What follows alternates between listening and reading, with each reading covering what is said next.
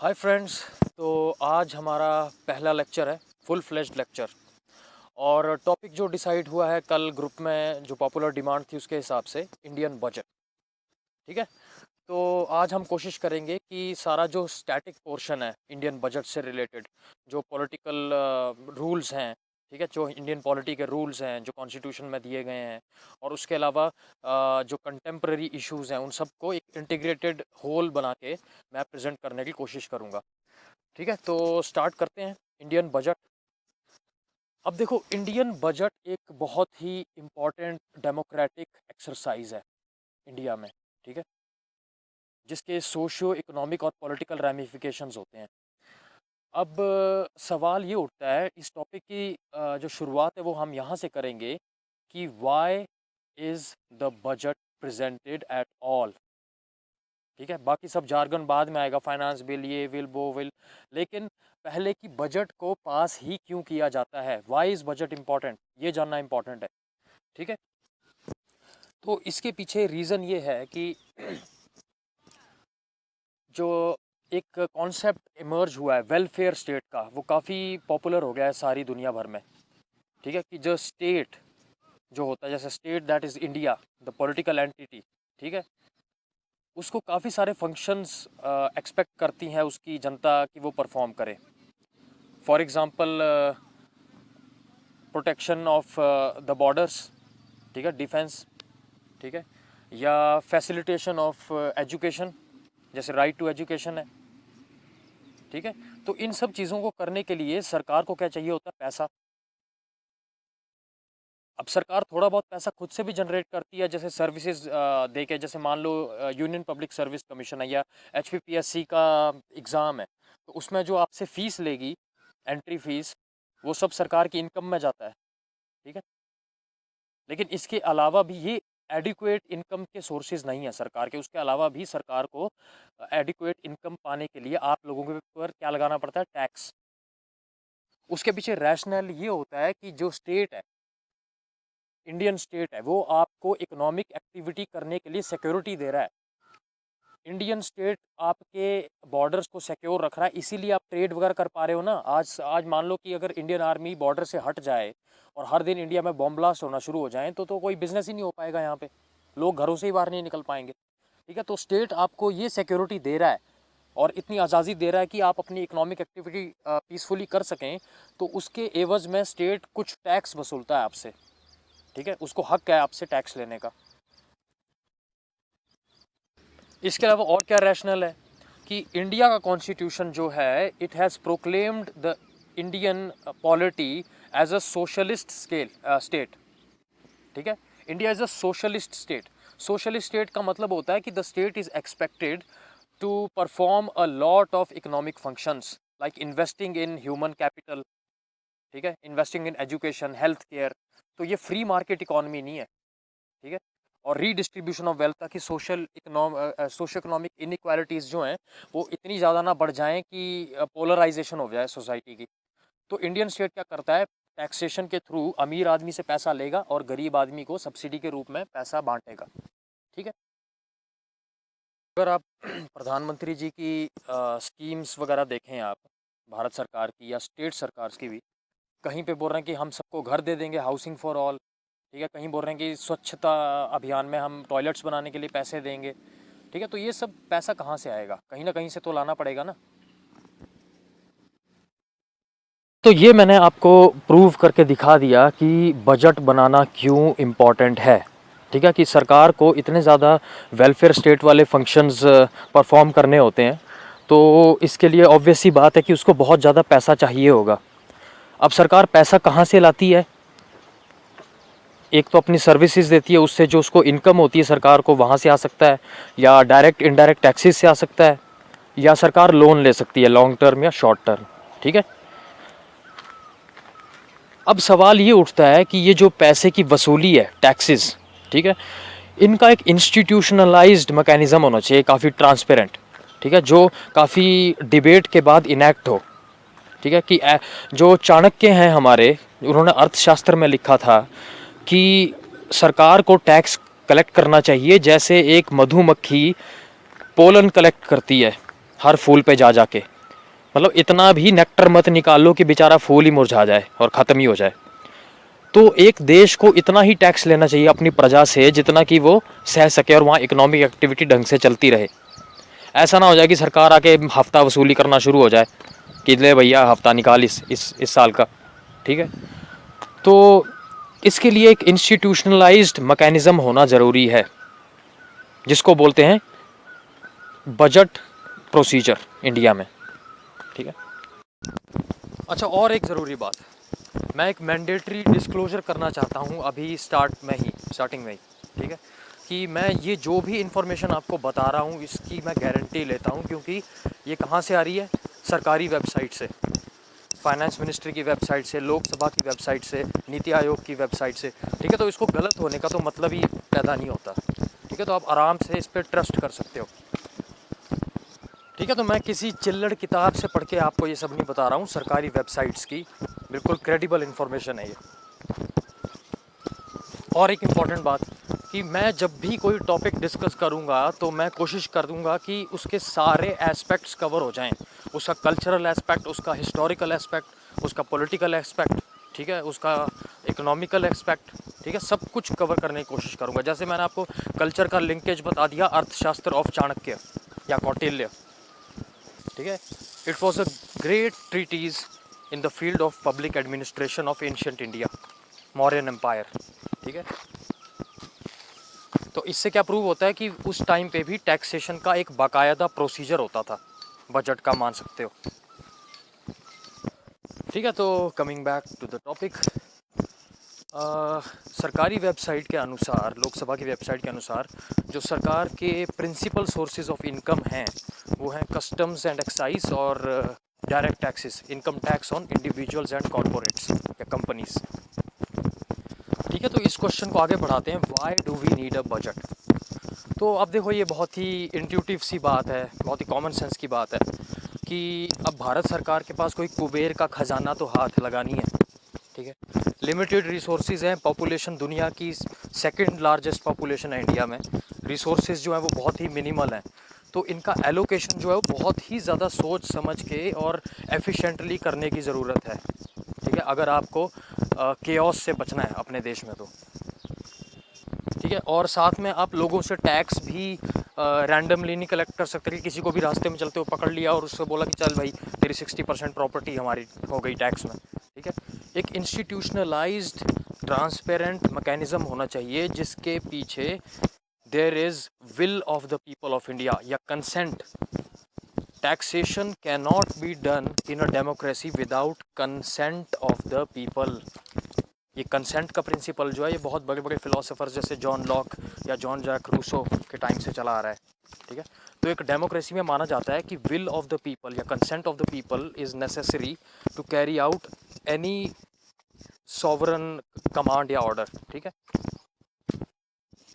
तो अब सरकार टैक्स कलेक्ट करने से पहले हम सब के पास जाके तो पूछ नहीं सकती, 1 अरब से ऊपर आदमी के पास जा जाके थोड़ी पूछेगी भैया आप टैक्स देना चाहते हो कि नहीं, ठीक है। इसके लिए जो हमारे यहाँ पे डेमोक्रेसी है वो डायरेक्ट डेमोक्रेसी नहीं है, रिप्रेजेंटेटिव इनडायरेक्ट डेमोक्रेसी है। तो will of the people is represented by the parliament of India और उसमें से भी स्पेसिफिकली बाय द लोकसभा, ठीक है,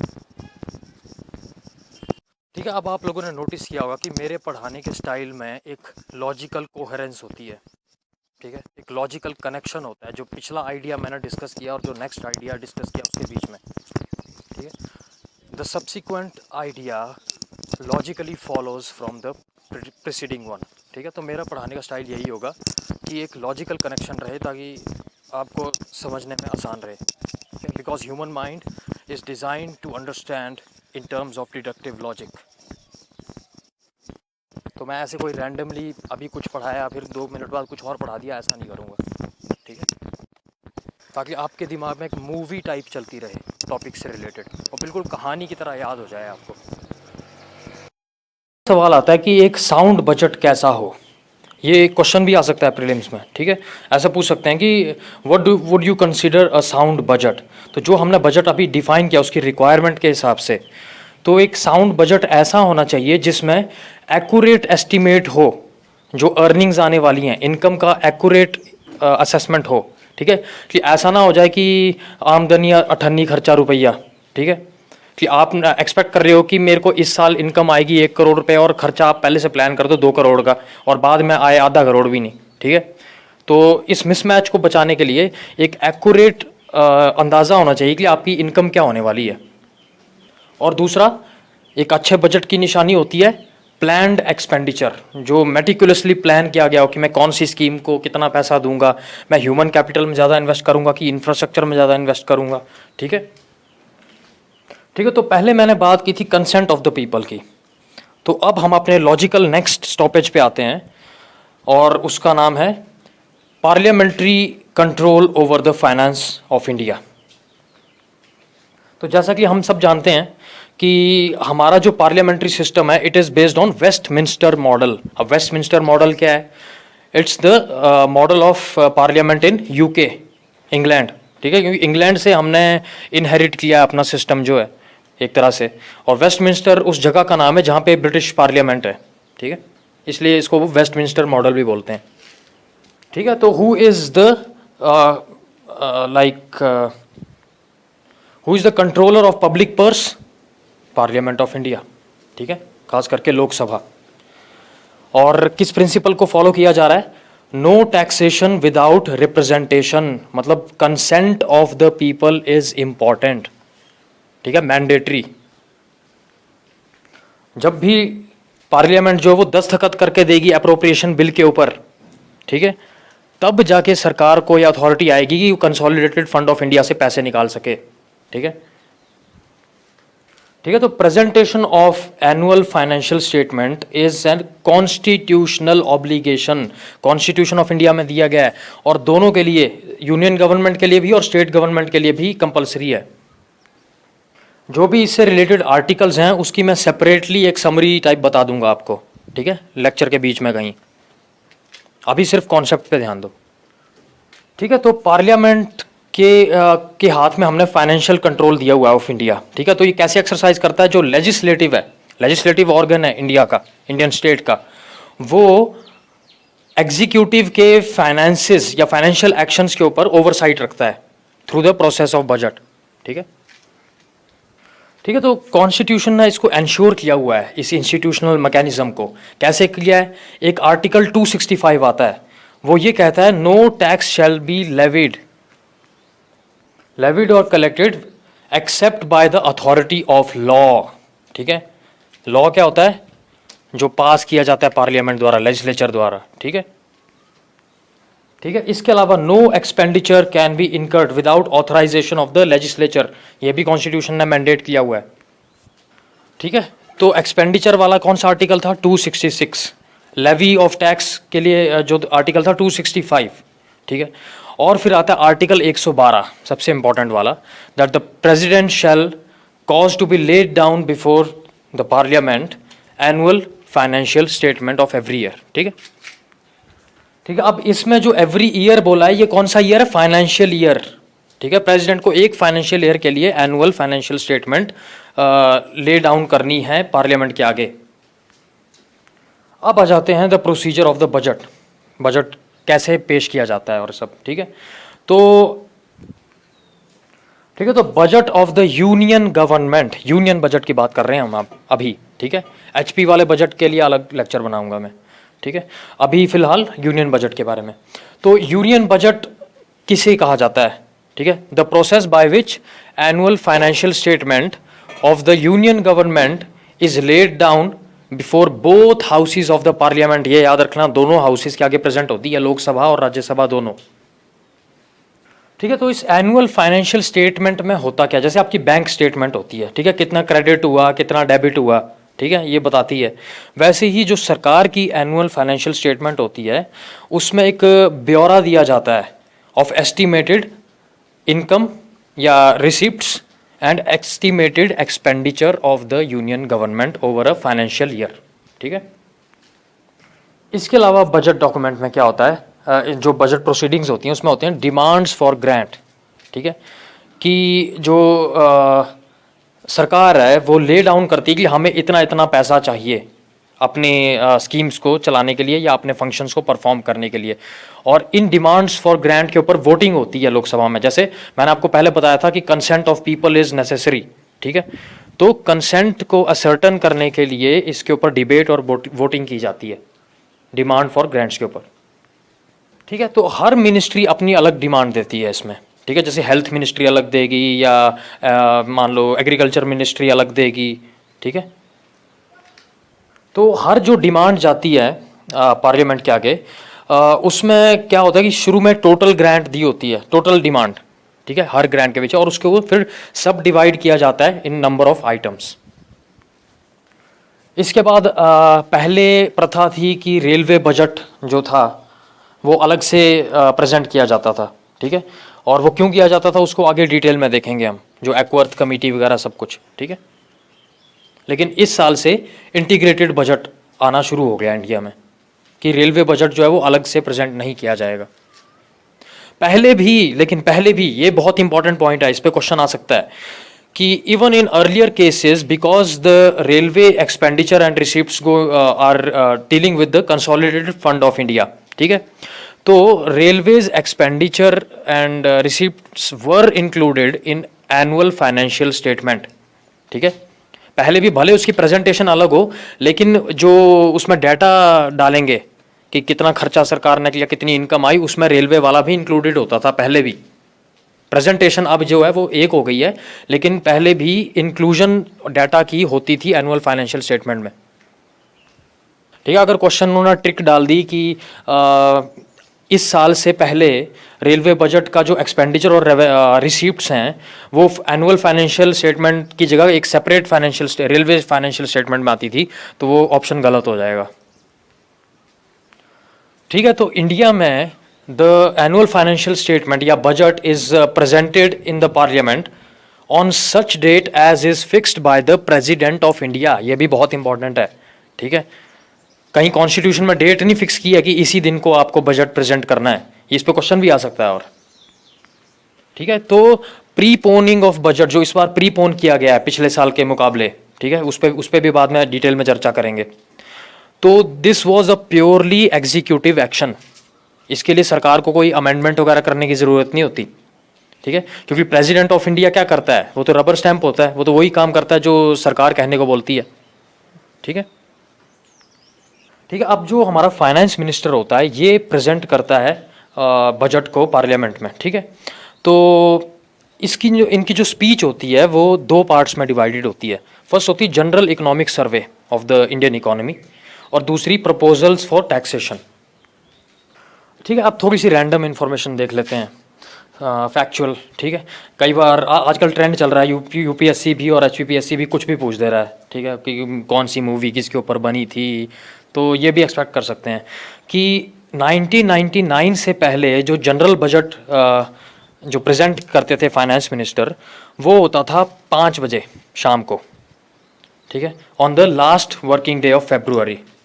1991 के बाद क्या हो गया, 11 बजे दिन को, ठीक है। तो ये प्रैक्टिस होती थी पहले, अब इस साल तो ये भी चेंज हो गई है, उसको डिस्कस करेंगे आगे जो प्रीपोनमेंट हुआ है।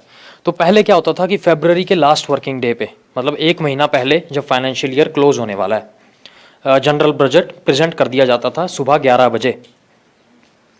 एक्सेप्ट, एक एक्सेप्शन है इसमें, except when general elections to the Lok Sabha are scheduled. जब जनरल इलेक्शन आने वाले होते हैं लोकसभा के, तो बजट को 2 हिस्सों में प्रेजेंट किया जाता है। पहला हिस्सा होता है वोट ऑन अकाउंट, ठीक है। जो पुरानी सरकार है वो पहले वोट ऑन अकाउंट पे वोट करती है थोड़े से महीने, जब तक नई सरकार ना आ जाए, उसके लिए फाइनेंस अप्रूव कराने के लिए। और उसके बाद जो नई सरकार आती है वो फिर पूरा बजट पेश करेगी दोबारा से, ठीक है। ऐसा क्यों, अब इसको लिंक करो, मैंने क्या बताया था, consent of people is important. तो इलेक्शन ईयर में if the sitting government does not enjoy the will of the people, election के बाद वो विल किसी और सरकार के पास आ जाएगी, जैसे मनमोहन सरकार से मोदी सरकार के पास आई थी। तो जो पिछली सरकार है उसको कोई हक नहीं बनता है अपनी विल के अकॉर्डिंग लोगों के ऊपर टैक्स लगाने का, ठीक है, इसलिए ये काम किया जाता है। देखो, और बजट प्रिपरेशन जो होती है it is very secretive practice, ठीक है। फाइनेंस मिनिस्टर है वो, आपने देखा होगा कि गाड़ी से निकलते हैं बक्सा लेके, वो बक्सा जो होता है वो पब्लिक में पता नहीं होता कि क्या होने वाला है, ठीक है। वो काफ़ी सीक्रेटिव प्रैक्टिस होती है। और फिर प्रेजेंटेशन ऐसे होता है जनरल बजट का कि लोकसभा में जो हमारे फाइनेंस मिनिस्टर हैं वो इंट्रोडक्शन स्पीच देते हैं बजट के ऊपर, ठीक है। और अपनी जो स्पीच की एंडिंग है उसमें वो बताते हैं, जो लास्ट लेटर हाफ है उसमें बताते हैं कि कौन से नए टैक्सेस प्रपोज किए गए हैं और कौन कौन से टैक्सेस को वेरी किया जा रहा है, ठीक है। ये मतलब कॉमन सेंस की बात है कि जब पैसा लेने की बात आती है तो लास्ट में ही बताएंगे, अच्छी न्यूज़ जो है वो पहले दे देते हैं, ठीक है। ठीक है, अब जब लोकसभा में स्पीच खत्म हो जाती है फाइनेंस मिनिस्टर की, तो फिर राज्यसभा में एनुअल फाइनेंशियल स्टेटमेंट रखी जाती है, ठीक है। तो दोनों जगह पे इंट्रोड्यूस होती है, ठीक है, लेकिन पहले कहाँ पे होती है? लोकसभा में, ठीक है। तो प्रेजेंटेशन ऑफ बजट के कुछ दिनों बाद बजट पे डिबेट शुरू हो जाता है पार्लियामेंट में। तो अब पहले जो होता था कि फाइनेंशियल ईयर के ख़त्म होने तक बजट जो है पास नहीं हुआ होता था, कि मई महीना तक पहुंच जाता था बजट का जो पासेज है फाइनल, ठीक है। तो उससे पहले मार्च तक का तो जो बिल था फाइनेंशियल बिल और अप्रोप्रिएशन बिल, वो पिछले साल के बजट में पास हो चुका होता था। इसलिए सरकार को फाइनेंशियल ईयर के एंड तक 31 मार्च तक कोई प्रॉब्लम नहीं होती थी। लेकिन जो उसके बाद नए साल का बजट जो शुरू होगा वो पास होगा मई में जाके, मार्च और मई के बीच में लगभग 2 महीने का टाइम है। तब तक के लिए खर्चा कहाँ से आएगा? इसके लिए एक स्पेशल प्रोविजन होती थी वोट ऑन अकाउंट, कि कुछ हिस्से के लिए जो है वो पहले से ही फंड्स एलोकेट कर दिए जाएं और बाकी बजट जो डिटेल्ड चर्चा है वो बाद में चलती रहे, ठीक है। ठीक है, इस बार प्रीपोनमेंट ऑफ बजट किया गया है इसी प्रॉब्लम को रिजॉल्व करने के लिए, वो बाद में देखेंगे। लेकिन पहले क्या होता था ये भी जानना इंपॉर्टेंट है। पहले वोट ऑन अकाउंट जनरली 2 महीनों के लिए लिया जाता था, क्योंकि मई के एंड तक बजट जो है वो अगले साल के लिए पास हो जाता था, ठीक है। लेकिन जिस साल इलेक्शन रहे हों लोकसभा के, या जिस साल कुछ प्रॉब्लम चल रही हो देश में, या फिर ऐसा एक्सपेक्टेशन हो कि बजट जो मई से भी आगे निकल जाएगा, तो फिर 2 महीने से ज़्यादा भी एक्सीड किया जा सकता है। अब देखते हैं पार्लियामेंट में स्टेजेस जो आती हैं बजट के प्रोसीजर में। पहली स्टेज में होती है discussion for of general budget, ठीक है। उसमें ब्रॉड आउटलाइंस डिस्कस की जाती हैं और जनरली ये लास्ट करती 4 से 5 दिन। अब सेकंड स्टेज में क्या होता है, जब जनरल बजट डिस्कस हो चुका होता है including railway in present scenario, उसके बाद हाउस को एडजर्न कर दिया जाता है कुछ टाइम के लिए। ये होती है सेकंड स्टेज, ठीक है। इस स्टेज को बोलते हैं स्टैंडिंग कमिटी स्टेज, बहुत इंपॉर्टेंट, ठीक है। इसमें क्या होता है कि जितने भी demand for grants of various ministries थे, ठीक है, वो सब अपनी अपनी स्टैंडिंग रिस्पेक्टिव स्टैंडिंग कमिटीज़ के पास चले जाते हैं स्क्रूटनी के लिए, ठीक है। कि जो रूल नंबर 331G, ये भी इंपॉर्टेंट है याद रखना, रूल नंबर 331G के अंडर ये जो स्टैंडिंग कमिटीज़ होती हैं इनके पास स्क्रूटनी के लिए डिमांड फॉर ग्रांट्स जाती हैं और इन्हें फिक्स्ड ड्यूरेशन के अंडर अपनी रिपोर्ट जो है वो देनी होती है पार्लियामेंट को, ठीक है।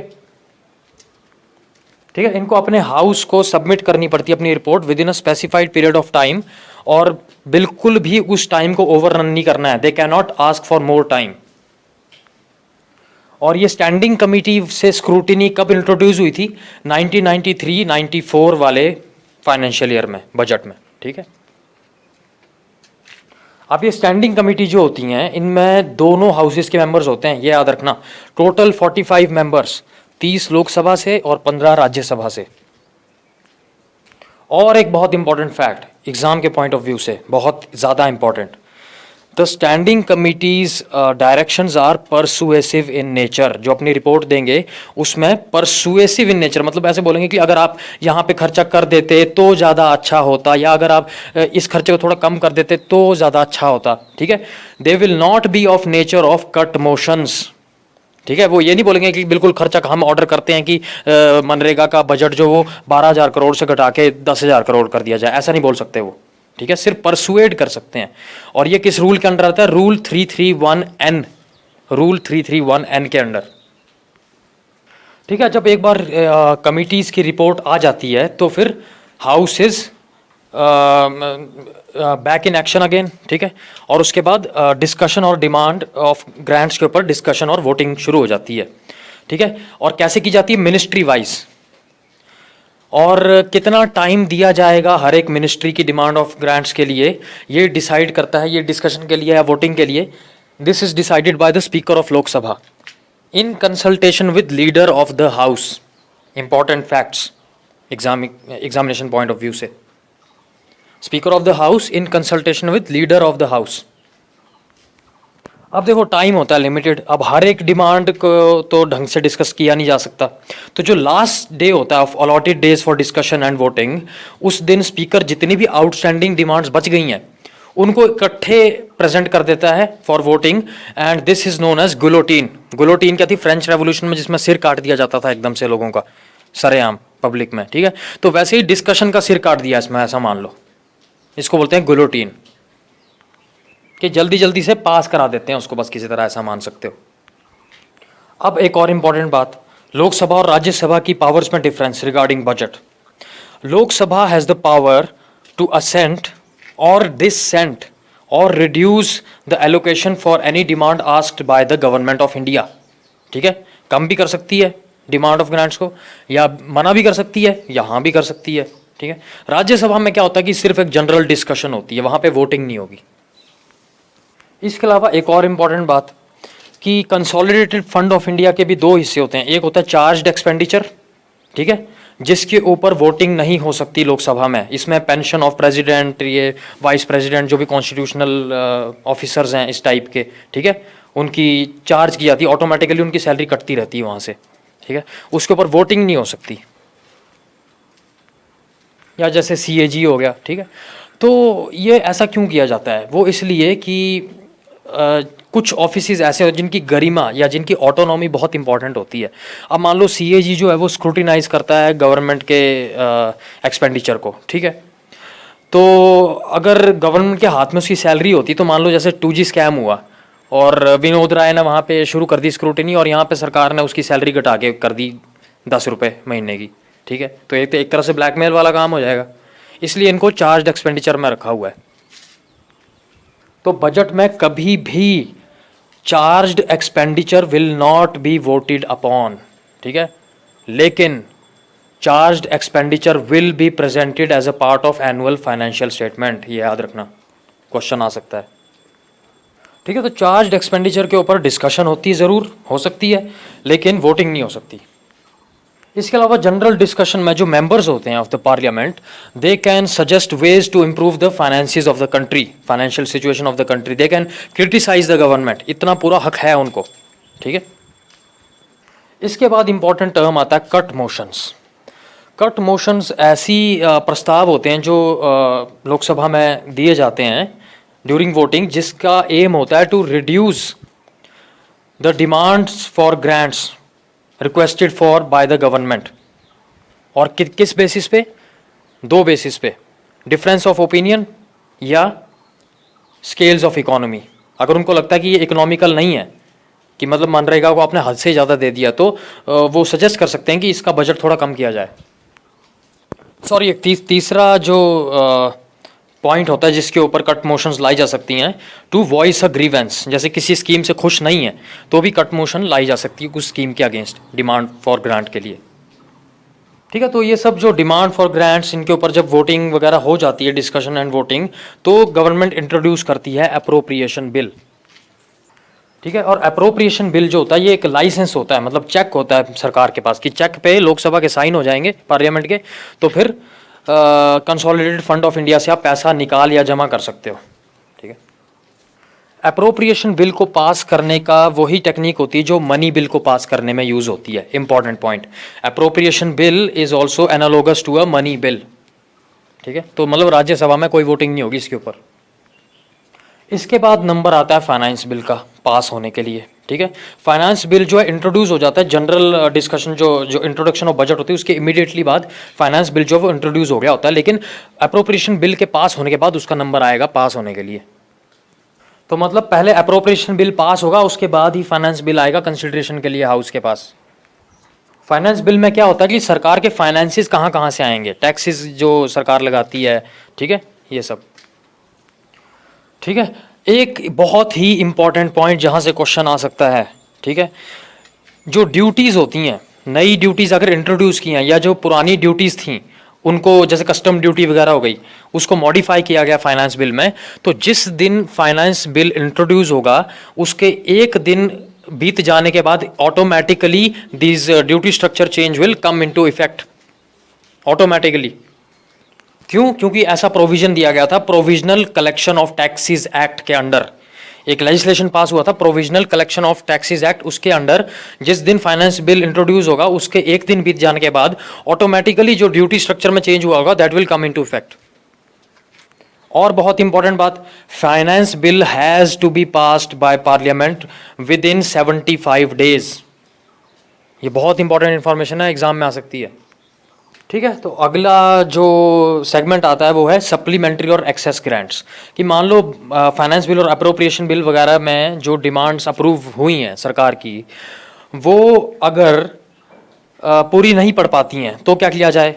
तो भी सप्लीमेंट्री ग्रांट्स या एक्सेस ग्रांट्स के लिए भी पार्लियामेंट का सैंक्शन लेना ज़रूरी है, सरकार खुद से नहीं कर सकती।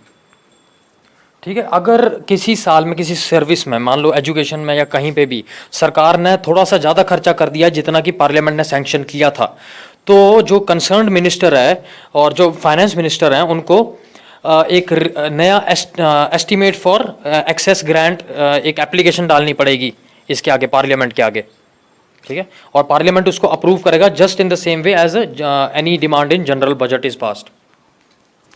एक और बहुत important point, budget of a state presently under president rules and union territories. अगर किसी स्टेट में प्रेसिडेंट्स रूल लगा हुआ है तो उसका बजट भी किसके आगे पेश किया जाएगा? ठीक है, तो किसी स्टेट में अगर प्रेसिडेंट्स रूल लगा है तो उसका बजट किसके आगे प्रेजेंट किया जाएगा? लोकसभा के अंडर। ठीक है, उसकी विधानसभा तो वैसे ही सस्पेंशन में होगी उस टाइम। ठीक है, ठीक है, तो कोई भी यूनियन टेरिटरी या फिर कोई भी स्टेट गवर्नमेंट अगर प्रेसिडेंट्स रूल के अंडर है तो उसका बजट लोकसभा में प्रोड्यूस किया जाता है, और procedure followed is the same as the union budget unless otherwise specified by the speaker of Lok Sabha. Speaker of Lok Sabha चाहे तो उस प्रोसीजर में थोड़ी बहुत मॉडिफिकेशन कर सकता है। ठीक है, तो ये था एक जनरल ओवरव्यू कि बजट कैसे क्या होता है, क्यों होना चाहिए, कैसे प्रेजेंट होता है, और प्रोसीजर क्या होता है उसके पास होने का। ठीक है, और जो भी थोड़े बहुत एक्सेप्शंस होते हैं, ये हो गए। अब हम नेक्स्ट आते हैं जो भी कंटेम्प्ररी इश्यूज हैं रिलेटेड। ये हमारा स्टैटिक वाला पार्ट हो गया। Next half of the lecture will deal with contemporary linkages to this topic, जो भी करंट अफेयर्स से रिलेटेड बजट में टॉपिक्स रहे हैं। ठीक है, तो इसके अलावा कुछ चीज़ें मैं और थोड़ी सी बता देता हूँ करंट लिंकेजेस पे जाने से पहले, क्योंकि फिर बंदे रोने शुरू कर देंगे कि ये नहीं बताया जी, वो नहीं बताया। वैसे ब्रॉडली जो कॉन्सेप्चुअल फ्रेमवर्क है वो मैंने आपका तैयार कर दिया है इस स्टैटिक लेक्चर में। अब जो छोटी छोटी चीज़ें हैं, टोकन कट क्या होता है, ये कट क्या होता है, वो कट क्या होता है, वो भी थोड़ी बहुत बता देता हूँ। ठीक है, ताकि कोई भी इन्फॉर्मेशन छूट ना जाए। तो अब और जो इन्फॉर्मेशन जो पीछे शायद छूट गई है मुझसे थोड़ी बहुत, वो ये है that the term budget has not been used anywhere in the constitution. Constitution में बजट नाम का शब्द यूज नहीं हुआ है कहीं भी। ठीक है, ना रेलवे बजट ना ही बजट। ठीक है, तो सिर्फ एनुअल फाइनेंशियल स्टेटमेंट ये शब्द यूज किया है हमारे संविधान ने। अब जब रेलवे बजट जो है हमारा, जब उसको मेंशन नहीं किया गया एक्सप्लिसिटली कॉन्स्टिट्यूशन में, तो इसका मतलब ये है कि जब अभी रिसेंटली मर्जर हुआ है रेलवे बजट और जनरल बजट का, तो उसके लिए कॉन्स्टिट्यूशनल अमेंडमेंट की ज़रूरत नहीं पड़ी है सरकार को। Merely by executive action this effect has been brought into force. ठीक है, इसके अलावा कुछ और कंसोलिडेटेड फॉर्म में आपको कॉन्स्टिट्यूशनल प्रोविजंस बता देता हूँ बजट की क्या क्या है। सबसे पहली तो ये है कि the president of India shall cause to be laid before the parliament for each financial year the annual financial statement.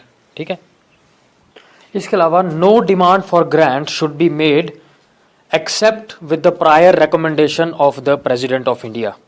तो ये तो वैसे भी मनी बिल्स में भी लागू होता है। ठीक है, कि मनी बिल को इंट्रोड्यूस कराने से पहले प्रेसिडेंट की प्रायर रिकमेंडेशन लेनी पड़ती है। इसके अलावा एक बहुत ही इंपॉर्टेंट और अजीब सा एक प्रोविजन लगता है थोड़ा बहुत, कि पार्लियामेंट कैन रिड्यूस और abolish any tax but can not increase it. तो बहुत ही काउंटर इंट्यूटिव सा लगता है दिमाग में कि यार कितनी बार तो बजट में टैक्स बढ़ाए जाते हैं, तो ये कॉन्स्टिट्यूशन में ऐसा क्यों लिखा हुआ है। ठीक है। तो इसमें इम्पॉर्टेंट बात ध्यान में देने वाली ये है कि पार्लियामेंट, ठीक है, टैक्स बढ़ाने के प्रपोजल्स वगैरह जो है वो तो मतलब कि जो सरकार ऑलरेडी प्रपोजल दे चुकी है, पार्लियामेंट को ये हक नहीं बनता कि उसको ज़्यादा मांगे। ठीक है, पार्लियामेंट का काम ये होना चाहिए कि उसको क्रिटिसाइज करे, या तो उसको कम कराए या उसको अबॉलिश करा दे। ठीक है, उसको बढ़ाने का हक जो है वो पार्लियामेंट के पास नहीं है। ठीक है, अगर सरकार ने बोला है कि इस साल हम इंडिया की जनता से मान लो 100 करोड़ टैक्स लेंगे, तो पार्लियामेंट ये नहीं बोल सकता कि कांग्रेस पार्टी उठ के बीजेपी को नहीं नहीं नहीं इस बार तो 200 करोड़ लो, कुछ भी हो जाए 200 करोड़ लूटो लोगों को। ठीक है, ऐसा नहीं हो सकता। ठीक है, इसके अलावा प्रोविजंस हैं कि जो बजट एनुअल स्टेटमेंट होगी उसमें चार्ज्ड एक्सपेंडिचर को अलग से दिखाया जाएगा। ठीक है, एक तो expenditure made on consolidated fund of India अलग से दिखाया होगा, और चार्ज्ड वाला जो होगा, जो मैंने बताया था उसमें सैलरी ऑफ प्रेसिडेंट वगैरह, ये CAG वगैरह ये सब आ जाते हैं, उसको अलग से दिखाना पड़ेगा।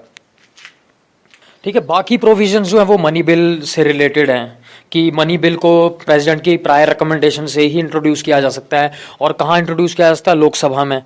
ठीक है, कोई भी ऐसा बिल जो बजट से, फाइनेंस बिल वगैरह, इसको राज्यसभा में इंट्रोड्यूस नहीं कराया जाएगा।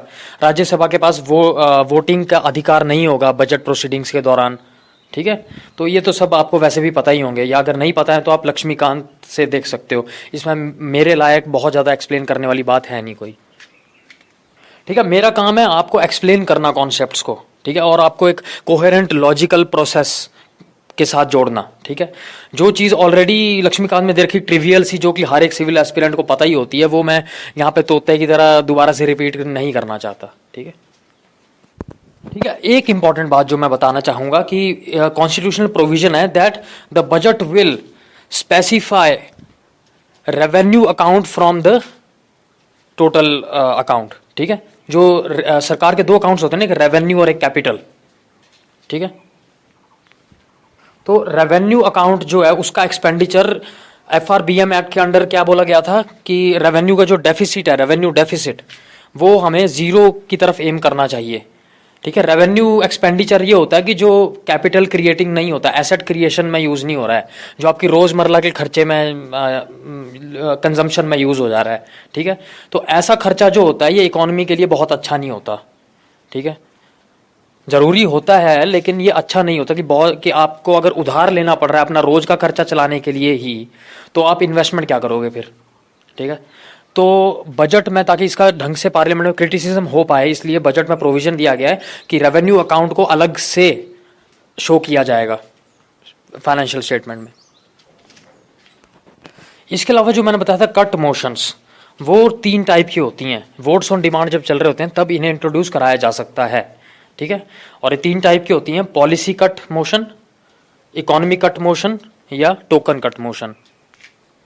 तो पॉलिसी कट मोशन जो होता है ये ऐसा हथियार होता है कि इससे मेंबर्स जो हैं वो, जैसे मान लो कि सरकार ने कोई नई स्कीम शुरू की, ठीक है, मान लो कोई दीनदयाल कुछ योजना कुछ भी, ठीक है, और उसमें बजट रखवा दिया 10,000 करोड़, और मेंबर्स ने बोला ये स्कीम ही गलत है, ठीक है, ये पॉलिसी ही हम एक्सेप्ट नहीं करते, तो वो क्या कर सकते हैं कि उसका बजट रिड्यूस करके 1 रुपया कर देंगे। आप बताओ 1 रुपये में कौन सी स्कीम चल पाएगी आपकी। ठीक है, अब अगर आपने 1 रुपया कर दिया और साथ में वो एक ऑल्टरनेटिव स्कीम बता सकते हैं कि आप ये मत यूज़ करो, ये स्कीम यूज़ करो, मॉडिफाइड वर्जन। ठीक है, तो ये होता है पॉलिसी कट। दूसरा होता है इकोनॉमी कट, कि थोड़ा सा खर्चा घटाओ इस पॉलिसी का। ठीक है, इस कट मोशन में क्या होता है कि जो ऑलरेडी बजट होता है, जैसे 10,000 करोड़ था मान लो, उसको थोड़ा सा घटा के 8,000 करोड़ कर देंगे। बोलेंगे अगर आप 8,000 करोड़ रखोगे तो इसका जो एक इकोनॉमीज ऑफ स्केल अचीव हो सकती हैं इस पॉलिसी में। ठीक है, कि आप जरूर से ज़्यादा खर्चा कर रहे थे, थोड़ा सा कम कर दो। तो इसमें क्या करते हैं कि जनरली जैसे कोई 1-2 आइटम्स हैं उसकी, ठीक है, जैसे मान लो कि स्पोर्ट्स के लिए कोई पॉलिसी आई थी तो उसमें कर दिया कि गोल्फ कोर्स खोलेंगे। ठीक है, तो ये बोलेंगे भैया इंडिया में कौन गोल्फ लगाए खेलने, ठीक है, और ना गोल्फ को ओलंपिक्स में खेला जाता है, तो आप इस गोल्फ वाले प्लान को हटा दो, आइटम को हटा दो और बजट को कम कर दो। ठीक है, इसको बोलते हैं इकोनॉमी कट। फिर आती है टोकन कट मोशन। इसमें अगर कोई भारत सरकार की किसी पॉलिसी से अगर मेंबर्स खुश नहीं हैं तो वो क्या बोलते हैं कि किसी डिमांड को 100 रुपये से घटा देते हैं अपनी नाराज़गी जाहिर करने के लिए। तो ठीक है, अगर 10,000 करोड़ की स्कीम है उसमें 100 रुपये घट भी गए तो क्या फ़र्क पड़ जाएगा, लेकिन बस एक वो अपना गुस्सा जाहिर कर देते हैं कि भाई हम खुश नहीं हैं इस स्कीम से। ठीक है। इसके अलावा कुछ कंडीशंस होती हैं कि कट मोशन को इंट्रोड्यूस होने के लिए या उसको वैलिड होने के लिए कोई 10 कंडीशंस बताई हुई हैं, वो लक्ष्मीकांत बुक से आप पढ़ लेना, ठीक है। वो मैं यहाँ पे रिपीट नहीं करना चाहता क्योंकि बस मुझे बोलना ही पड़ेगा, उसमें एक्सप्लेन करने वाला कुछ नहीं है। उसमें ऐसी ऐसी कंडीशंस हैं कि कट मोशन में कोई डिफेमेटरी लैंग्वेज नहीं यूज़ होनी चाहिए, ठीक है, कि मतलब ऐसा ना हो जाए कि कट मोशन करके जो गाली गलौज लिख के माँ बहन नहीं कर दी मतलब फाइनेंस मिनिस्ट्री की, ठीक है, ऐसा नहीं होना चाहिए, ठीक है। तो ये जो कट मोशंस होती हैं बेसिकली ये सिर्फ सरकार का क्रिटिसिज्म करने में हेल्प करती हैं, पार्लियामेंट को, पार्लियामेंट्री ओवरसाइट ओवर फाइनेंसेस बनाए रखने में हेल्प करती है, ठीक है। लेकिन ये कभी पास नहीं हो पाती क्योंकि लोकसभा में ज़्यादातर जो रूलिंग पार्टी होती है उसका बहुमत होता है, ठीक है। अगर ये बाय चांस पास हो जाए तो this is akin to no confidence, ठीक है, कि लोकसभा को कॉन्फिडेंस नहीं रहा है सरकार में और फिर council of ministers has to resign अगर इन केस पास हो जाए, पर जनरली होती नहीं है ये पास, ठीक है। तो cut motions are a good tool to highlight the flaws of a government policy in the public debate in the parliament, ठीक है, क्योंकि पार्लियामेंट का डिबेट जो फिर पब्लिक तक पहुंचता है वो, ठीक है। लेकिन उसके अलावा ये कुछ बहुत ज़्यादा अचीव नहीं कर पाती है। इसके अलावा कुछ और इन्फॉर्मेशन देख लेते हैं कि जब बजट का प्रोसीडिंग चल रही होती है, सितंबर वगैरह के आसपास शुरू हो जाती है मिनिस्ट्रीज़ को नोटिस जाना कि आप अपना बजट के जो रेवेन्यू या एक्सपेंडिचर है उसका ब्यौरा देना शुरू कर दो, एस्टीमेट्स लगाना शुरू कर दो। तो इसमें जो एस्टीमेट्स बनाए जाते हैं बजट के वो 3 टाइप के होते हैं। एक होते हैं एस्टीमेट्स, एक होते हैं रिवाइज्ड एस्टीमेट्स और एक होते हैं एक्चुअल्स। तो जैसे जो आने वाला फाइनेंशियल ईयर है उसके लिए जो एस्टीमेट्स दिए जाएंगे उसको बोलेंगे बजट एस्टीमेट, बजटरी एस्टीमेट्स, ठीक है, जो आने वाला फाइनेंशियल ईयर है उसके लिए। इसके अलावा रिवाइज्ड एस्टीमेट्स होते हैं जो पिछला फाइनेंशियल ईयर था, जिसके लिए ऑलरेडी पिछले साल वोटिंग हो चुकी थी डिमांड फॉर ग्रांट्स के लिए, ठीक है। अब देखो ये जो मतलब कि जैसे 2017-18 के लिए जो नेक्स्ट फाइनेंशियल ईयर है, ठीक है, उसके लिए जब बजट पास होगा तो जो एस्टीमेट्स आएंगे उनको बोलेंगे बजटरी एस्टीमेट्स।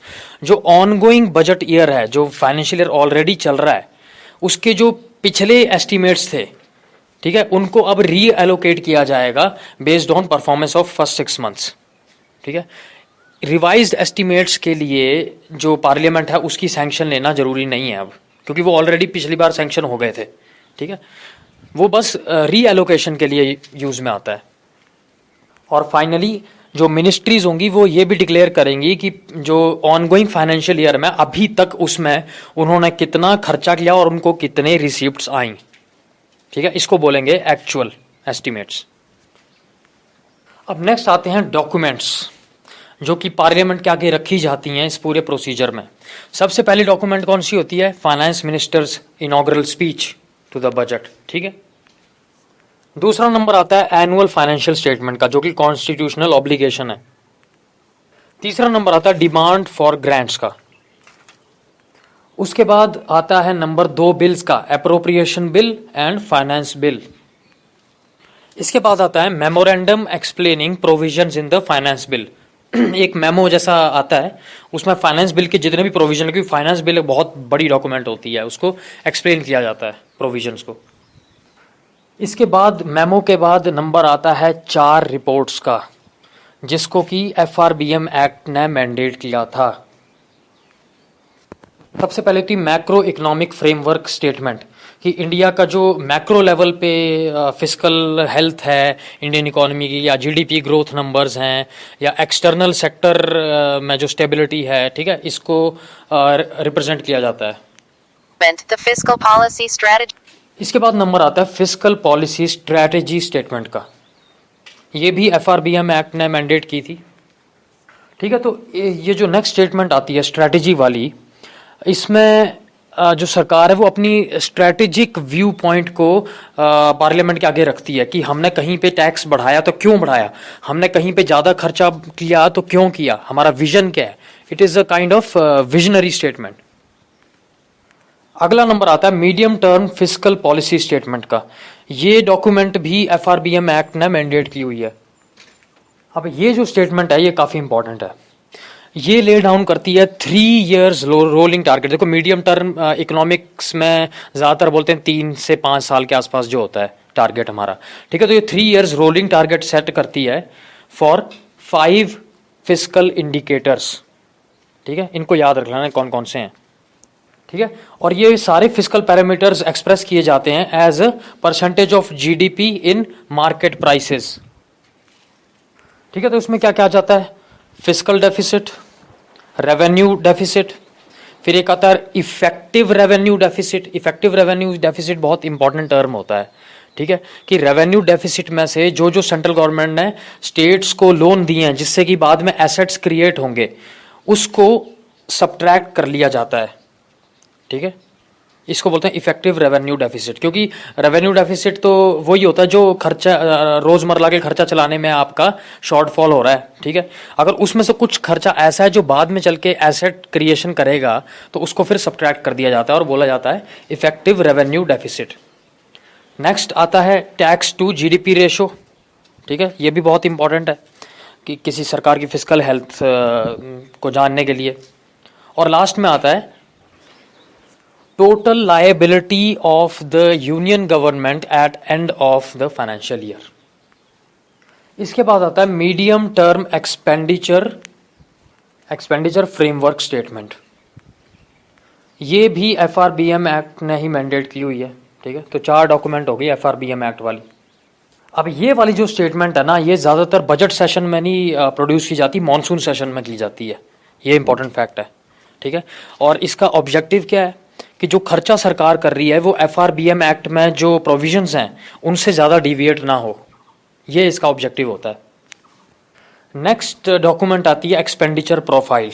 इसको पिछले साल तक एक्सपेंडिचर बजट वॉल्यूम 1 कहा जाता था, लेकिन क्योंकि अब प्लान और नॉन प्लान्ड एक्सपेंडिचर मर्ज कर दिए गए हैं तो अब एक ही कंसोलिडेटेड एक्सपेंडिचर प्रोफाइल जो डॉक्यूमेंट है वो आती है। इसमें मतलब कि ऐसे कैटेगराइज किया होता है एक्सपेंडिचर को कि जो सेंट्रल पब्लिक इंटरप्राइजेज है उसमें इतना पैसा, सेंट्रल स्कीम्स में इतना पैसा लगाया गया, ठीक है। ऐसे मतलब एक तरह से कैटेगराइज करने का काम करता है एक्सपेंडिचर को। फिर नेक्स्ट आता है एक्सपेंडिचर बजट। अब देखो किसी भी जो डिमांड के हेड के अंडर 2 डिविजन्स किए होते हैं, रेवेन्यू और कैपिटल, ठीक है, क्योंकि कॉन्स्टिट्यूशन ने मैंडेट किया कि रेवेन्यू अकाउंट जो अलग से दिखाना है, ठीक है। तो इसमें क्या किया था, दोनों को क्लब कर दिया जाता है, रेवेन्यू और कैपिटल वाले पार्ट को, कि टोटल खर्चा और टोटल इनकम वगैरह पूरा बजट ऐसे एग्रीगेटेड बजट दिखाने के लिए, ठीक है। इसको बोलते हैं एक्सपेंडिचर बजट।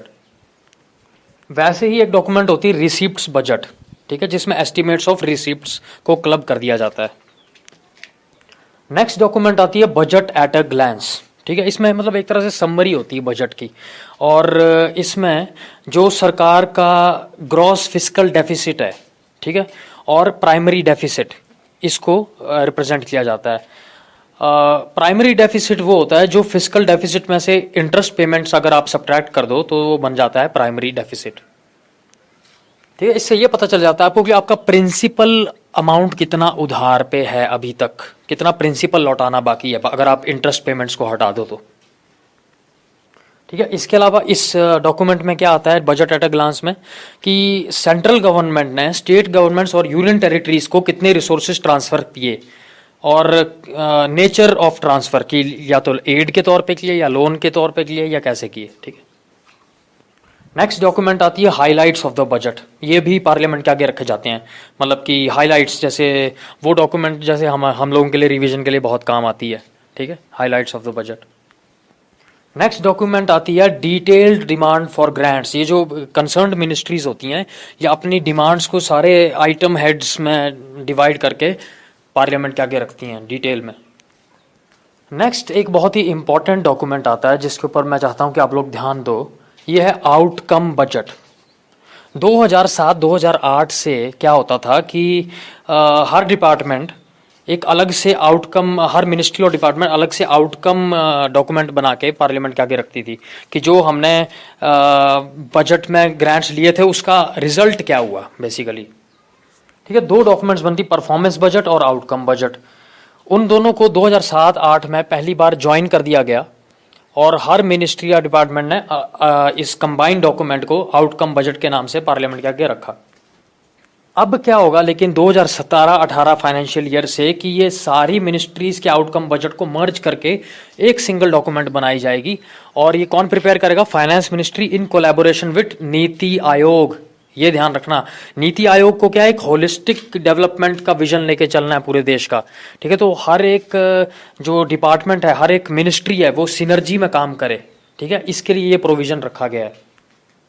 ठीक है, जैसे कि मतलब एग्रीकल्चर सेक्टर जो है उसके जो स्पिन ऑफ्स हैं या उसके जो प्रोडक्ट्स हैं वो टेक्सटाइल सेक्टर में भी जाते हैं। ठीक है, टेक्सटाइल सेक्टर से जो है वो एम्प्लॉयमेंट वाले जो डिपार्टमेंट है वो भी कंसर्न्ड होता है। ठीक है, तो सब लोग साथ में मिलकर काम करें, इसलिए ऐसा प्रोविजन रखा गया है।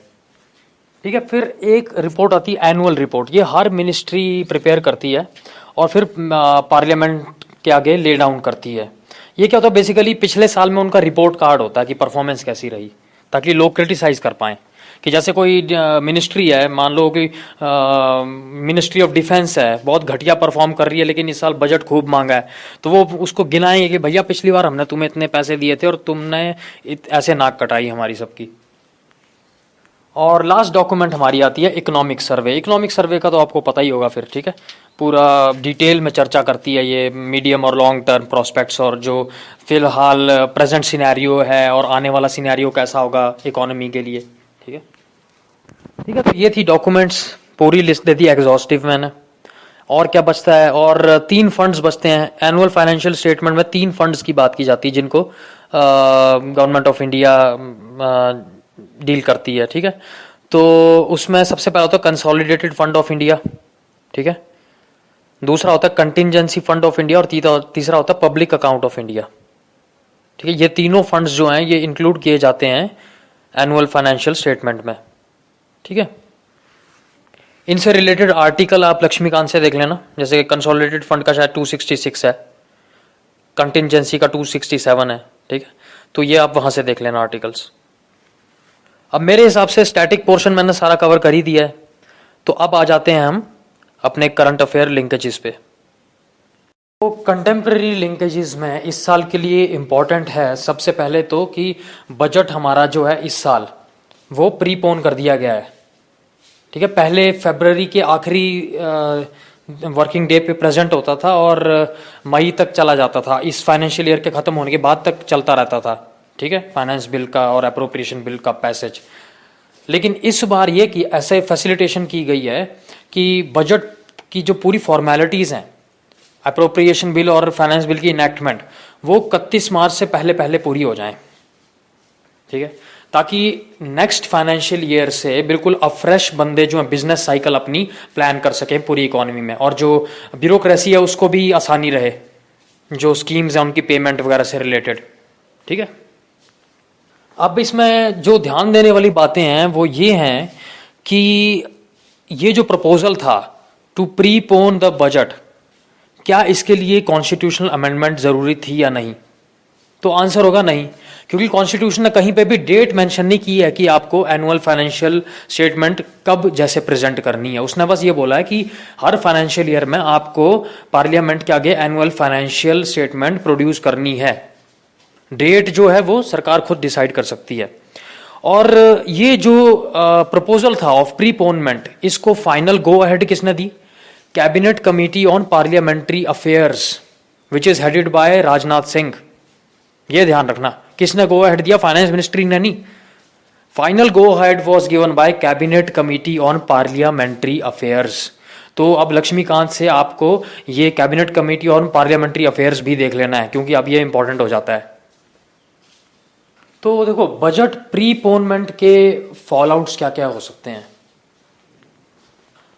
सबसे पहला फॉल आउट तो ये हो सकता है कि जो इंस्टीट्यूशनल मेमोरी होती है किसी भी इंस्टीट्यूशन की, ब्यूरोक्रेसी की, जिनको आदत पड़ी होती है उनके क्लर्क्स को या उनके ऑडिटर्स को, पिछले जैसे बजट पहले इतने सालों से फरवरी के लास्ट दिन को प्रेजेंट होता आया है, तो आदत पड़ जाती है काम करने की उस हिसाब से, तो उसमें थोड़ा सा प्रॉब्लम आ सकता है एडजस्ट होने में। ये एक फॉल आउट हो सकता है।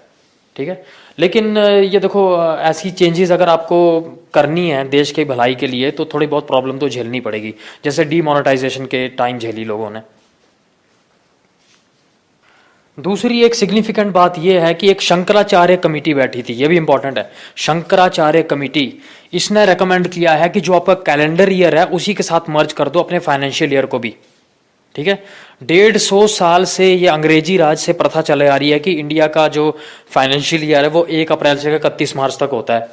ठीक है, लेकिन जो हमारे ग्रोइंग सीजन्स हैं, एग्रीकल्चरल सीजन्स हैं, वो भी कैलेंडर ईयर के साथ ज़्यादा अच्छे से सूट करते हैं। ठीक है, और ये जो रिकमेंडेशन थी ये इन लाइन विद नीति Aayog's thought process to. NITI Aayog ने भी सोचा था कि कैलेंडर ईयर के साथ मर्ज कर देना चाहिए, और रैशनल ये दिया जाता है कि लगभग दुनिया की 156 कंट्रीज जो हैं वो कैलेंडर ईयर को ही फाइनेंशियल ईयर मान के चलती हैं। तो बिजनेस तो हमने इन्हीं लोगों के साथ करना है।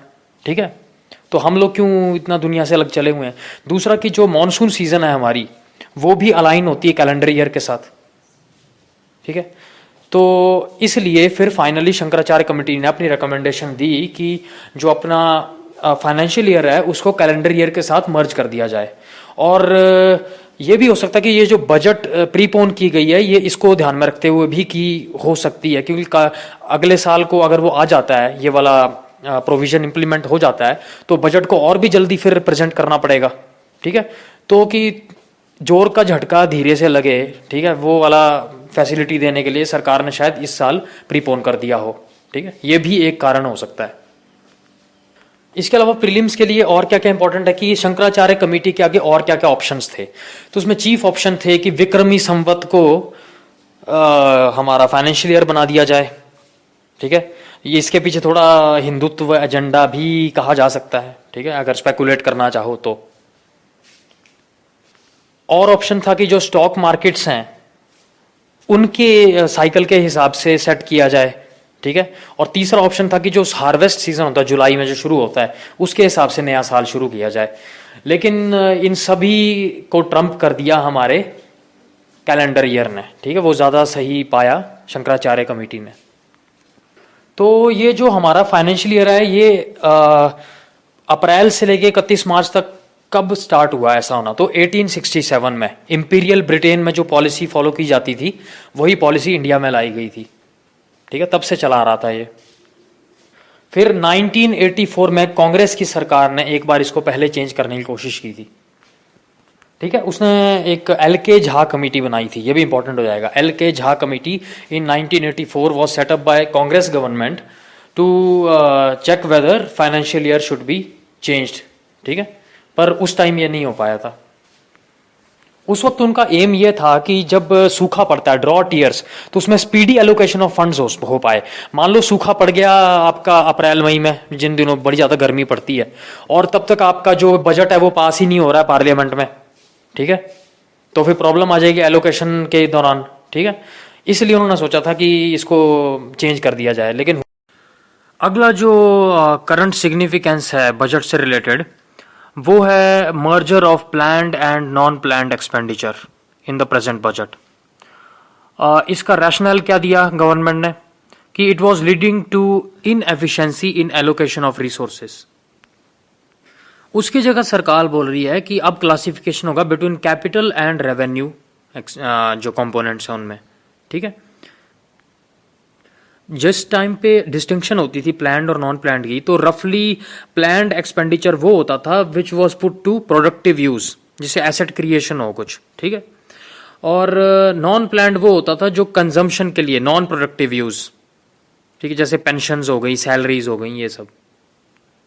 तो कैपिटल और रेवेन्यू में बांट देने से क्या होगा कि सरकार को ये पता चल जाएगा कि हमारी एफिशिएंसी क्या है ऑपरेशन में, ऑपरेटिंग एफिशिएंसी क्या है, जो हमारा रोजमर्रा का खर्चे में जा रहा है पैसा वो कितना एफिशिएंटली हम लोग खर्च कर पा रहे हैं, और जो एसेट क्रिएशन में जा रहा है वो कितना एफिशिएंटली जा रहा है।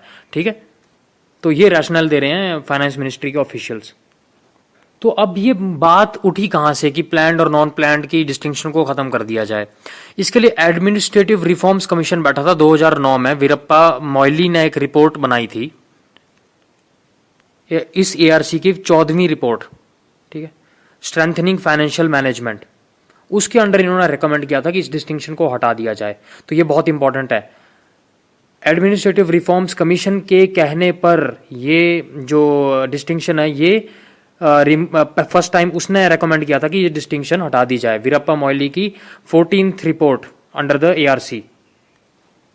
और उसके बाद अब मोदी गवर्नमेंट ने आते ही क्या किया था कि प्लानिंग कमीशन को हटा दिया था, उसकी जगह क्या आया, नीति आयोग। ठीक है, तो अब जो एलोकेशन का सारा काम है वो किसके पास चला गया, मिनिस्ट्री ऑफ फाइनेंस के पास। पहले प्लानिंग कमीशन के ऐसे एक्स्ट्राज ही बॉडी होती थी, ठीक है, जो प्लान्ड वाले के लिए एलोकेशन करती थी और नॉन प्लान्ड वाला फाइनेंस मिनिस्ट्री के पास जाता था। अब इससे क्या होगा कि एक सिंगल सोर्स हो जाएगा of resource allocation, finance ministry planned और नॉन प्लान्ड दोनों को वही एलोकेट करेगी। पहले ऐसे सेग्रीगेटेड हो गया था, ठीक है, और जहां पे ऐसा सेग्रीगेशन होता है वहां पे सिनर्जी की प्रॉब्लम आती है, इसलिए एक सोर्स कर दिया गया अब। और ऐसा भी पाया जाता था कि प्लानिंग कमीशन जो था वो सेंट्रल गवर्नमेंट की एक हेजीमनी का इंस्ट्रूमेंट बन गया था ओवर स्टेट गवर्नमेंट्स, ठीक है, और फाइनेंस कमीशन के ऊपर हावी होता जा रहा था जो कि कॉन्स्टिट्यूशनल बॉडी है। अब इससे क्या होगा, प्रोजेक्ट जो होंगे उनका अप्रेजल स्पीडी हो जाएगा, क्योंकि दो दो जगह पे अलग अलग असेसमेंट नहीं करनी पड़ेगी, एक ही सोर्स से अप्रेजल जो पॉसिबल हो पाएगी। और easier delegation of powers to various ministries. पहले प्लानिंग कमीशन जो है वो एक मोनोपोलिस्टिक बॉडी बन चुकी थी, ठीक है, और प्लानिंग कमीशन जब होता था तो ज्यादा दारोमदार जो फोकस होता था वो होता था ऑन एलोकेशन, सारे स्टेट्स रोते रहते थे कि हमें ज्यादा दो, हमें ज्यादा दो, ठीक है। अब आउटकम के ऊपर ज्यादा फोकस किया जाएगा, ठीक है। तो ये रीजंस दिए गए हैं for मर्जन of planned and non planned expenditure. तो ये जो प्रथा चली आ रही थी 1951 से, फर्स्ट 5 ईयर प्लान से, कि प्लान और नॉन प्लान की डिक्टोमी, ये अब खत्म हो जाएगी, ठीक है। पहले जो डिस्टिंक्शन होती थी कि प्लान जो है वो प्रोडक्टिव है, नॉन प्लान जो है वो अनप्रोडक्टिव है, वो ये फेल करती थी रियलाइज करने say that even non planned expenditure में जो मेंटेनेंस के ऊपर पैसा खर्च होता है एसेट्स के, that is helping preserve the efficiency of assets. मान लो आपने कोई ब्रिज बना दिया, ठीक है, और ब्रिज बनाने के लिए उसको बोल दिया कि भाई ये प्रोडक्टिव एसेट है, planned expenditure. Non planned expenditure उसकी रिपेयर वगैरह के लिए, तो रिपेयर भी तो जरूरी है टाइम टू टाइम, ठीक है। इसलिए ये जो ऐसा मतलब कि एक ओमनियस टच दे दिया गया था नॉन प्लान्ड एक्सपेंडिचर को, उसको भी रिमूव किया गया इस मर्जर के द्वारा। अब प्रॉब्लम्स क्या क्या आ सकती हैं इस डिसीजन को इम्प्लीमेंट करने में, कि जो स्टेट गवर्नमेंट्स हैं, क्या पता कुछ स्टेट गवर्नमेंट जो कि कांग्रेस की सरकार है जहां पे या कोई और है, वो अभी भी प्लान्ड और नॉन प्लान्ड डिस्टिंक्शन को आगे ले जाना चाहे अपने बजट में, तो सेंटर को ये इंश्योर करना पड़ेगा कि उनको नुकसान ना हो प्लानिंग कमीशन के अबॉलिशन से। और जो एक प्रॉब्लम आ सकती है वो है ट्राइबल सब प्लान और शेड्यूल्ड कास्ट सब प्लान, ठीक है। जो मार्जिनाइज सेक्शंस हैं हमारी, जैसे SC ST हो गए, इनके अपलिफ्टमेंट के लिए इनको स्पेशल फोकस दिया जाता था इकोनॉमिक प्लानिंग के दौरान, तो वो फोकस अब कहीं चला ना जाए, ये भी डर है। तो हालांकि सरकार ने इंश्योर किया कि जो एक्सपेंडिचर होता था वो मेंटेन किया जाएगा सब प्लान्स के लिए, ट्राइबल सब प्लान और SC ST सब प्लान के लिए, ठीक है, लेकिन वो देखना बाकी है कि कितने अच्छे से इंप्लीमेंट कर पाते हैं। और क्या प्रॉब्लम हो सकती है कि प्लानिंग कमीशन जब होता था, जो प्लान्ड डेवलपमेंट स्ट्रेटेजी थी इंडिया की, उसका एक ऑब्जेक्टिव ये भी था कि जो पिछड़े इलाके हैं, जैसे कालाहांडी KBK रीजन है, इंडिया का सबसे पिछड़े हुआ डिस्ट्रिक्ट्स माना जाता है इनको, कालाहांडी, बोलानगीर एंड कोरातपुर उड़ीसा में जो पाए जाते हैं, ठीक है, उनके ऊपर प्लान ऐसे बनते थे कि ज्यादा इंडस्ट्रीज भी धीरे धीरे रिमोट एरियाज में भी एस्टैब्लिश हों, वहां पे भी जॉब क्रिएशन हो। तो अब इस चीज को कौन देखेगा, ये है सवाल, ठीक है। तो कुछ सजेशंस ये हैं कि जो डिस्ट्रिक्ट प्लानिंग कमिटीज होती हैं जो कि मैंडेटेड अंडर द कॉन्स्टिट्यूशन, उनको ज्यादा बड़ा रोल प्ले करना पड़ेगा अब, या मिनिस्ट्री ऑफ सोशल जस्टिस को रोल प्ले करना पड़ेगा जो ट्राइबल सब प्लान वगैरह को देखने के लिए पहले प्लानिंग कमीशन करता था। ये सब किया जा सकता है, ठीक है, लेकिन हो सकता है कि थोड़ी सी इनिशियली मुश्किल आए। और लास्ट क्रिटिसिज्म ये होता है कि जो नॉन प्लान्ड और प्लान्ड में डिक्टोमी बन चुकी थी कि नॉन प्लान्ड बुरा एक्सपेंडिचर है, प्लान्ड वाला अच्छा है, कहीं वही डिक्टोमी अब कैपिटल और रेवेन्यू एक्सपेंडिचर के बीच ना बन जाए। तो ये भी ध्यान देना पड़ेगा कि रेवेन्यू एक्सपेंडिचर भले ही प्रोडक्टिव ना हो डायरेक्टली, लेकिन इनडायरेक्टली हेल्प करता है, जैसे हेल्थ और एजुकेशन है, ठीक है, वो भी एक तरह से ह्यूमन कैपिटल में ही इन्वेस्टमेंट है, ठीक है, तो उसको निगलेक्ट नहीं किया जा सकता। नेक्स्ट जो इम्पोर्टेंट न्यूज़ है बजट से रिलेटेड वो थी merger of railway budget and the union budget. तो 1924 में एक्वर्थ कमेटी की रिकमेंडेशन पे दोनों बजट्स को अलग अलग किया गया था, क्योंकि उस टाइम ये रेलवे बजट जो था 84% ऑफ जनरल बजट होता था। अब कितना रह गया? 4%। तो सुरेश प्रभु जो रेलवे मिनिस्टर हैं उन्होंने कहा था कि इन दोनों को मर्ज कर दिया जाए, और उनके व्यू को एंडोर्स किया था नीति आयोग ने, और सरकार ने फिर नीति आयोग के रिकमेंडेशन के बेसिस पे दोनों बजट्स को मर्ज करने का फैसला ले लिया। अब इम्पॉर्टेंट बात यह है कि जैसे मैंने पहले बताया था, कॉन्स्टिट्यूशनल अमेंडमेंट की जरूरत नहीं थी, because constitution does not obligate the centre to produce a railway budget separately. ठीक है, अब इसके फायदे क्या क्या होंगे? फायदे ये होंगे कि जो रेलवे का अलग से बिल पास होता था बजट में, ठीक है, उसमें टाइम बचेगा, फालतू की डिस्कशन पे टाइम बचेगा, पार्लियामेंट का टाइम बचेगा बजट सेशन का। और एस्टिमेट है कि रेलवे को लगभग 10,000 करोड़ का फायदा होगा कि जो डिविडेंड पे करते थे सरकार को ग्रॉस बजटरी सपोर्ट की एवज में, वो अब नहीं देना पड़ेगा। और जो विवेक देबरॉय हैं, जो कमेटी बैठी थी रेलवे रिफॉर्म्स के लिए, उसने भी ये कहा था कि ये जो मर्जर है अब ये हो जाना चाहिए, क्योंकि अब सेपरेट रखने का कोई मतलब नहीं रह गया है। और एक्वर्थ कमेटी ने जिन जिन देशों के लिए लागू की थी ये separation of railway budget with general budget, अब उन किसी भी देशों में ये डिस्टिंक्शन अब नहीं फॉलो की जाती, तो इंडिया में क्यों की जाए? ठीक है। और उन्होंने ये भी कहा कि जो रेलवे मिनिस्टर होते थे, जैसे ममता बनर्जी होती थी, वो रेलवेज को प्रोग्रेस नहीं करने देते थे, पॉपुलिस्ट बना के रख दिया था रेलवेज को। जबरदस्ती का हर अपने एमपी चाहता था मेरे एरिया में एक नई ट्रेन शुरू हो जाए, ठीक है, और जबरदस्ती से जो प्राइसेस थे उनको डिफ्लेट किया जाता था, रेलवे की जो ट्रैवल प्राइसेस हैं उससे रेलवे जो था घाटे में चल रहा था। तो एटलीस्ट अब जो है ये सब फैसले रेलवे बोर्ड करेगा और कोई मंत्री नहीं करेगा पार्लियामेंट में, ठीक है, तो उससे पॉपुलिज्म कम होगा। इसके अलावा रेलवे को क्या फायदा होगा? 7th पे कमीशन जो आया था उसमें जो सैलरी बढ़ गई थी एकदम से सेंट्रल गवर्नमेंट एम्प्लॉयज की, तो रेलवे को भी बहुत ज्यादा प्रेशर पड़ जाता, तो अब वो प्रेशर जो है उसके सिर के ऊपर से हट जाएगा और डिफ्यूज हो जाएगा जनरल बजट में। लेकिन इसके अलावा इस डिसीजन के कुछ क्रिटिसिज्म्स भी हुए हैं। सबसे पहला क्रिटिसिज्म यह कि रेलवे की ऑटोनॉमी जो है वो लूज हो सकती है, कि ट्रांसपेरेंसी कम हो जाएगी। जो रेलवे का बजट सबके सामने डिस्कस होता था, रेलवे इतनी ज़्यादा एम्प्लॉयमेंट जनरेट करती है, और जो उसके स्पिल ओवर इफेक्ट्स होते हैं फ्रेट के बाकी इंडियन इंडस्ट्रीज पे भी, अब उसकी स्क्रूटिनी नहीं हो पाएगी पार्लियामेंट में, उसको छुपा दिया जाएगा जनरल बजट के अंदर, ऐसा क्रिटिसिज्म हो रहा है। दूसरा क्रिटिसिज्म ये हो सकता है कि अगर सरकार का फिस्कल डेफिसिट प्रॉब्लम आ गई किसी साल में बहुत ज़्यादा, या रेवेन्यू कम आया, तो हो सकता है कि फिर उसकी सारी गाज ये रेलवे के ऊपर डालें डिस्प्रपोर्शनेटली, उससे रेलवे की मॉडर्नाइजेशन के प्लान्स हैम्पर हो सकते हैं। और तीसरा क्रिटिसिज्म ये है कि अब शायद प्राइसेस वगैरह रेलवे में बढ़ जाएं और उसकी सीधी गाज जो है वो गरीब आदमी पे गिरे जो माइग्रेट करता है रेलवेज को यूज़ करके, ठीक है, ये है। तो क्लियरली दिख रहा है कि प्रोज जो हैं वो ज़्यादा मतलब न्यूमरस हैं और ज़्यादा इंपॉर्टेंट है कॉन्स से, तो ये मेरे हिसाब से तो अच्छा डिसीजन था। उसके अलावा अगर आपको थोड़ी सी और नॉलेज चाहिए इस बारे में, तो लक्ष्मीकांत में दिया गया है कि एक्वर्थ कमेटी ने क्यों अलग किया था रेलवे बजट को, कुछ 3-4 रीजंस दिए हैं, वो एक बार पढ़ लेना वहां से, ठीक है। और एक और इसका फायदा ये भी था, ये मैं बताना भूल गया था, कि जो टसल होती थी पहले फाइनेंस मिनिस्टर और रेलवे मिनिस्टर के बीच, वो भी कम हो जाएगी इससे, क्योंकि अब सिंगल मिनिस्टर जो रिस्पॉन्सिबल होगा सारे बजट के लिए। और एक और जो इशू था बजट से रिलेटेड, वो था इस साल बजट के दौरान ही 5 स्टेट्स में इलेक्शन थे, ठीक है। तो मॉडल कोड ऑफ कंडक्ट जो था, जो इलेक्शन कमीशन ने बोला हुआ है कि ऑब्जर्व करना है कि उन स्टेट से रिलेटेड कोई भी पॉपुलिस्ट स्कीम सरकार डिक्लेयर नहीं कर सकती। लेकिन अब बजट पड़ गया बीच में, तो अब ये थोड़ा सा कन्फ्लिक्ट आ गया था, लीगल इशू आ गया था, क्योंकि presenting the budget is the right of union government and also it's constitutional obligation. तो इलेक्शन कमीशन सरकार को रोक तो सकता नहीं है कि भले ही इलेक्शन आ रहे हो स्टेट्स में, लेकिन सरकार को अब बजट प्रेजेंट करने से तो रोक नहीं पाएगा, कॉन्स्टिट्यूशनली नहीं कर सकता ऐसा, ठीक है। तो मतलब कि इलेक्शन कमीशन का जो रोल था वो परसुएसिव था इस दौरान, कि उसने और सरकार में कोई अंडरस्टैंडिंग थी कि सरकार को पता होना चाहिए कि ऐसी कोई पॉपुलिस्ट स्कीम अभी जिस दौरान इलेक्शन चल रहे हैं 5 स्टेट्स में, उन स्टेट से रिलेटेड कोई पॉपुलिस्ट स्कीम डिक्लेयर नहीं करनी है।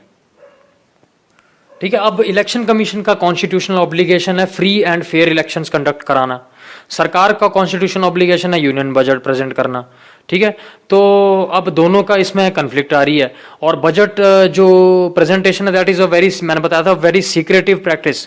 फाइनेंस मिनिस्टर को भी लास्ट में पता चलता है कि भाई फाइनल बजट डॉक्यूमेंट कैसा होने वाला है। ठीक है, तो इलेक्शन कमीशन के साथ वो डिस्कस नहीं कर सकते, सीधा पार्लियामेंट में जाके ही रखना है उनको डॉक्यूमेंट। तो क्या किया जाए फिर? ये है कि दोनों ऑर्गन्स जो हैं कॉन्स्टिट्यूशन के इंस्टीट्यूशंस, यूनियन गवर्नमेंट और ईसीआई, ये दोनों कन्फ्लिक्ट में ना आ जाएं। इसलिए बेहतर कोर्स ऑफ एक्शन ये होगा कि दोनों जो हैं कंसल्ट करें एक दूसरे को, और वैसा हुआ भी। इलेक्शन कमीशन ने पोस्टपोन नहीं कराया बजट। ठीक है, तो सरकार ऐसा कर सकती है कि जो राज्य जहां पे चुनाव होते हैं, बजट को पूरे को पोस्टपोन भी किया जा सकता है। जैसे 2012 में एक बार बजट जो है पोस्टपोन हुआ था इलेक्शन हो जाने तक। लेकिन उसको अगर अवॉइड करना है आपको, तो जो स्कीम्स रिलेटेड हैं वहां के लोगों से, उनको आप पोस्टपोन कर दो बजट प्रेजेंटेशन में। ठीक है, तो इससे क्या होता है कि दोनों इंस्टीट्यूशंस की जो कन्फ्लिक्ट है वो रिजॉल्व हो सकती है। और वैसा ही इस बार हमें देखने को मिला कि काफ़ी मैच्योर हो चुके हैं अब इंस्टीट्यूशंस अब, और इस बात को समझते हैं। तो ये थे सारे current affairs related to budget this year. और इसमें आर्टिकल इंपॉर्टेंट हो जाएगा 324 इलेक्शन कमीशन से रिलेटेड, उसको देख लेना एक बार। और आई होप कि आपको मेरा लेक्चर पसंद आया होगा। अभी फिलहाल ये मेरा जस्ट डेमो लेक्चर था, ये दिखाने के लिए कि मैं पढ़ाता कैसा हूँ, मेरा मेथोडोलॉजी कैसी होगी। तो आपने देखा होगा कि मेरी मेथोडोलॉजी स्ट्रिक्टली लॉजिकल है, और एक लॉजिकल कोहेरेंस पे मेरा फोकस रहता है। ठीक है, ना कि रैंडमली ऐसे ताबड़तोड़ फैक्ट्स बताने को कि ये हो गया, इस दिन को ये हो गया, ये आर्टिकल रट लो, वो रट लो। ठीक है, मैं एक आपको कनेक्शन देता हूं पूरे टॉपिक के दौरान, कि ऐसा लगे कि कहानी अनफोल्ड हो रही है नेचुरली। ठीक है, और जो प्रेजेंटेशन स्लाइड्स हैं, ठीक है, वो मैं अभी प्रिपेयर नहीं कर पाया क्योंकि मेरे पास अभी टीम नहीं है वो सब करने के लिए, और जल्दी ही आ जाएगी। ठीक है, तब तक मेरा फोकस ये है कि बस आप इसको समझिए और मुझे सजेशन दीजिए कि इसमें मैं कैसे इंप्रूव कर सकता हूँ, या कोई ऐसी इन्फॉर्मेशन तो नहीं छूट गई मुझसे जो कि बहुत इंपॉर्टेंट थी। मेरे हिसाब से मैंने कॉम्प्रिहेंसिवली कवर कर दिया है इस टॉपिक को। और जो हाइलाइट्स ऑफ द बजट है उसके लिए मैं एक सेपरेट लेक्चर बनाऊंगा, एक पूरा लेक्चर लगेगा उसके ऊपर कि इस बार बजट में प्रोविजंस क्या क्या थे और उसकी फिलॉसफी क्या है। और इसके अलावा फाइनेंस बिल भी एक बहुत बड़ा कंट्रोवर्शियल टॉपिक था इस बार। फाइनेंस बिल में कुछ ऐसे प्रोविजंस थे जिसमें प्रॉब्लम थी। ठीक है, तो वो मैंने करंट अफेयर्स के एक टॉपिक में कवर किए हुए हैं सारे फाइनेंस बिल के जो इस बार प्रॉब्लम्स थी। ठीक है, वहाँ से देख सकते हो, या फिर मैं जब बजट के हाइलाइट्स दूंगा तो मैं उसमें फाइनेंस बिल की प्रॉब्लम्स भी डाल दूंगा। ठीक है, तो आई होप आपने एंजॉय किया होगा और बोरियत नहीं हुई होगी लेक्चर से। सबसे इंपॉर्टेंट बात है कि स्टूडेंट को बोरियत नहीं होनी चाहिए, और उसके मतलब दिमाग, मतलब कि कई लोग इतना बोरिंग पढ़ाते हैं कि दिमाग उल्टी मारना शुरू कर देता है। ठीक है, वो नहीं होना चाहिए, मेरा यही एम रहेगा।